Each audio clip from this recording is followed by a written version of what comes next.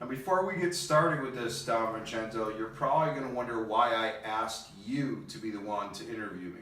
Mm-hmm. And the reason why was because you were the most outspoken when I won the PWE title. Since you had such a huge problem with me winning that, I figured it was only suitable for you to do this interview. Well, that's fair enough. It wasn't their winning, it was how you did it. But as it stands, good evening, ladies and gentlemen. As you know, PWE, Prestige Wrestling Entertainment, had its inaugural matches. And our first champion is the Suicide Messiah, Marc Mandrake.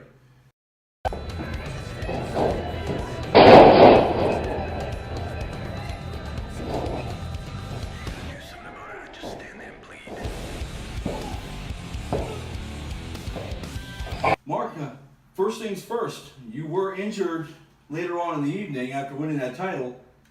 How's your injury and when are you looking at being due back? I will not be able to wrestle in January.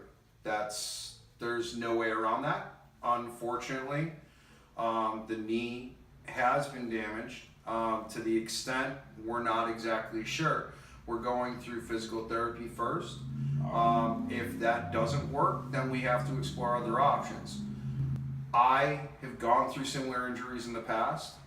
I know how hard I work during physical therapy. I can pretty much say that I will be back in March. You don't have to worry about the title. Obviously, you've already had a defense. Speaking of that defense, you faced Alex Decay in a cage.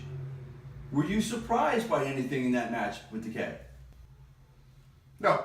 Alex Decay did exactly what I thought he was going to do. He fought tooth and nail. Look, I don't like Alex Decay at all, but I do respect him. He will do anything it takes to win, just like I will. You did make the comment and made it known long before the match that when you returned to wrestling in Pasco County, you were not coming alone. Most people expected your manager, Valet Ferrari, and she was there. Some knew about your association with the Army of Darkness, expected them. The question came to my mind, and I've had a few other people ask, when did Butch Long, your partner in the Highwaymen, and Lou Cypher join the Army of Darkness? That's for me to know and for you to find out. You had the match with Decay. It was the title defense. This was your return to Pasco County. You were known as one of the kings of hardcore to the Pasco fans. Then you just up and disappeared for a number of years.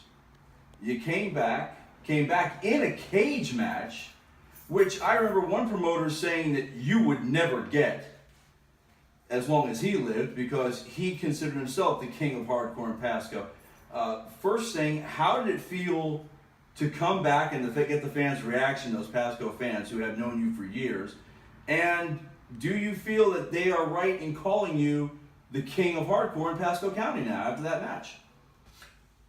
Well, for the first one, how did it feel to return back to Pasco in front of those fans? It felt awesome. The fans up in Pasco always embraced me, and I've always asked, and you've been there in the past, are the fans happy? Did they get their money's worth? You know, the fans have always come first. Without the fans, we wouldn't be able to do what we do. As far as whether or not I'm the king of hardcore, I don't, you know, that's like asking someone, well, are you the best ever at something? I will say that I will never turn down a challenge. I will never turn down anyone that wants to challenge me. And win, lose, or draw, I will always put 110% in there. I will give my blood, sweat, and tears. If the fans look at that as being the king of hardcore, so be it. If they don't, then I guess I keep on working away at it until they look at me that way.